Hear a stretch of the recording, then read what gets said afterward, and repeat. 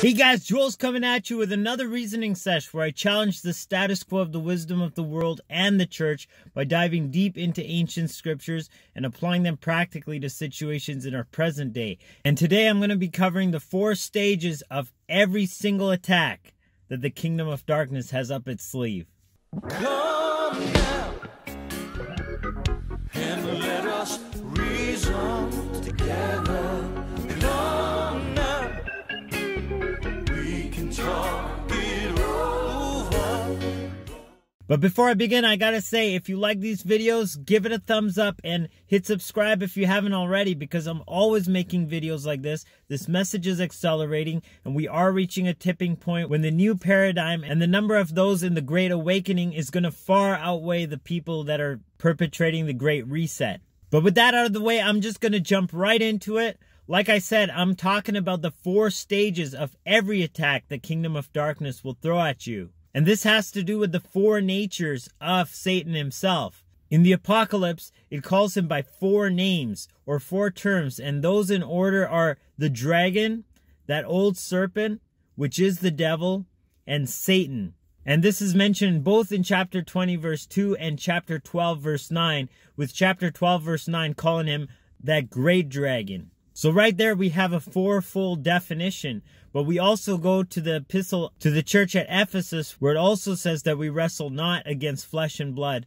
but against principalities, against powers, against the rulers of the darkness of this world, and against spiritual wickedness in high places. Again, we have this 4-fold tier of the system of the kingdom of darkness. So first off, we're going to start with principalities, and principalities begin the attack.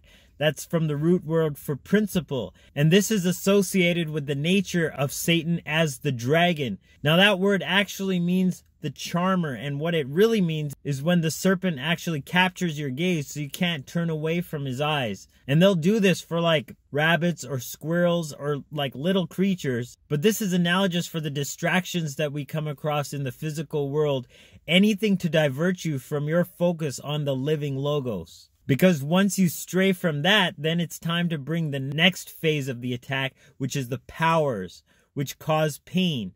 This is associated with the serpent nature of Satan, and that's the one that's artfully malicious, creative in the ways to inflict pain or to traumatize somebody, whether it's in your family or in your church. You know, the greatest pain that we feel is from our very loved ones. So first is anything to divert your attention from source, and then from there, the manipulation and the pain can begin.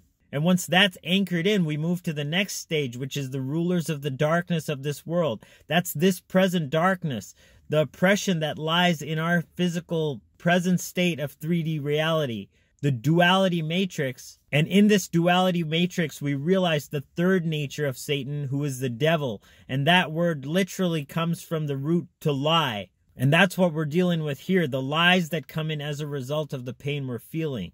And once we buy into those lies, we can see the 4th stage of this whole attack, which is the spiritual wickedness in high places. This is talking about territorial control. We're talking about the 2nd heaven here, the highest level for this physical 3D duality matrix. And that corresponds to Satan, the destroyer, the one to steal, kill, and destroy, that completely obliterates you. Once you've bought into this, this is when depression is really anchored in. And then the sabotage comes as a result of your own doing. So first you can't see straight.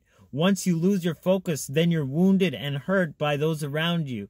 Then it's easy to lie to you and actually anchor those lies in. And once that happens, you're in the end game where you sabotage yourself. And any attack we are in will be in one of these 4 stages. Always. You know, but this doesn't only apply on individual levels. This applies for actual communities, systems, even nations. Because if you read The Art of War by Sun Tzu, he goes over an exact 4-stage plan to take over nations. And if you actually really get down to it, it corresponds to the 4 horsemen of the apocalypse. The first step is to demoralize. And that's when you indoctrinate the population through academia with your philosophy. And this usually takes about 15 to 20 years, as you want to include about 3 educational generations to be indoctrinated and then slowly trickle in to enter media and politics. And you know what? They can't even see outside of that paradigm, so they're the perfect spokespeople for your agenda.